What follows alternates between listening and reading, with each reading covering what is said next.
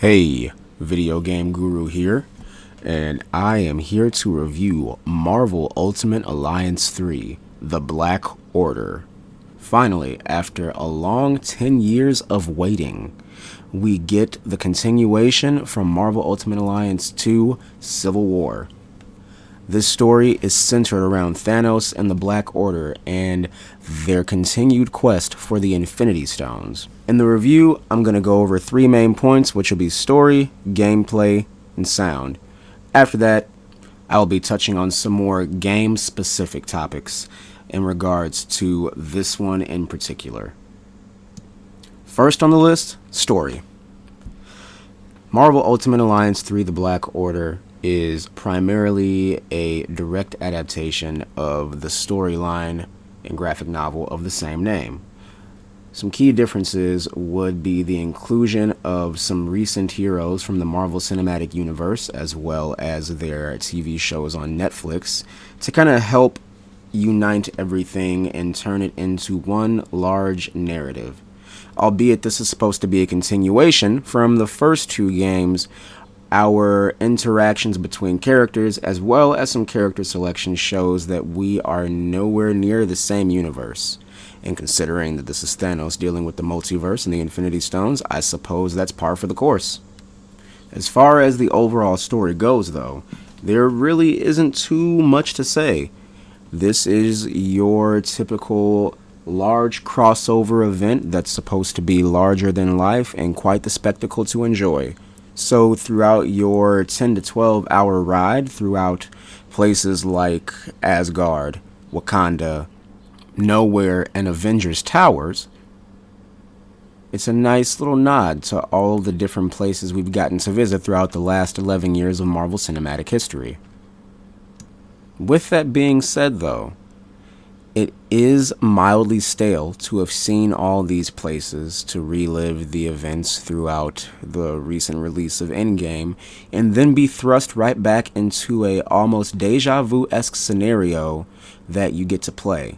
Sure, taking control of some of your greatest heroes and some of the greatest foes sounds like a great time, but the entire time that I was playing, I couldn't help but feel like I've done this. I saw this. This was done marginally better on screen? Well, at least I get to choose my own people now. So sure, you may not pick these games up for the gripping stories, the deep narratives, and the ridiculous amounts of character growth that you may see. You're just getting there to beat some people up and have a good time. And that's completely okay. But I do have to say that it takes away from the overall experience ever so slightly. Between the comics, movies, cartoons, and now games, I can only face the unbeatable threat of Thanos so many times before I watch how beatable he truly is. Next would be gameplay. This is Team Ninja and Ninja Theory's first attempt at a title like this. From a gameplay standpoint, though, I gotta say, they knocked it out of the park. Albeit titles like this are sure to get a little bit repetitive and tired after a while, especially with long sessions of gameplay, they have spiced it up enough with character variety and the advantages of co-op gameplay to really have a gripping experience and pull you in throughout the majority of it. The subtle differences between the 4 webbed warriors, being Venom, Spider-Gwen, Miles Morales, and the traditional Spider-Man, are varied enough yet similar to actually encourage you to have a team of all 4 of them for unique gameplay. And sure, you may have character archetypes that are the high-powered brawlers, like your Captain Marvels or your Iron Mans. And then you may have your more strictly melee and high DPS characters like Black Panther and Wolverine. Yet regardless, the movesets and the way that the moves combine together make it to be an experience that you can enjoy even if you do have a similar archetype throughout the entire squad. And just as there were some faults with the story and some things that were lackluster, I gotta say the same thing applies to the gameplay. From the old generation to the new, we have actually seen a couple of redactions of features as far as specified character interactions for certain team makeups. Sure, you may still get the team bonuses from having a particular team of people or a particular squad that you've made up, But there's no more of that witty banter between your four people that you chose for your own graphic novel adventure. There's no more of that specialized dialogue for a particular boss when you have someone that was from a particular issue of a crossover event from 4 years ago. All that's gone now. It is generic, it is fast-tracked, it is made to be easily accessible and easily digestible so that way any and everyone can pick it up. Now, sure, that's great for the everyman and for the common comic reader, or those that only know about the Marvel Cinematic Universe. But for the diehard fans, for the people that caught that one little nod to the reference to this team, or the reference to this issue, or how they made a joke amongst one another that actually harkened back to the movies exactly scene for scene, we don't really have that anymore. It just kind of makes it feel lackluster and rushed.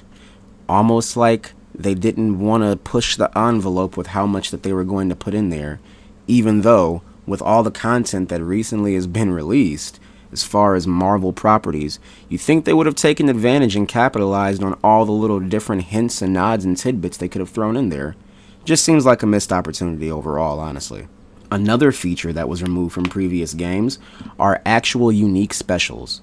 At this point, all of the specials are just their strongest super move, spammed out with maximum damage that you can all activate at one time to essentially coat the battlefield in chaos and death for your enemies.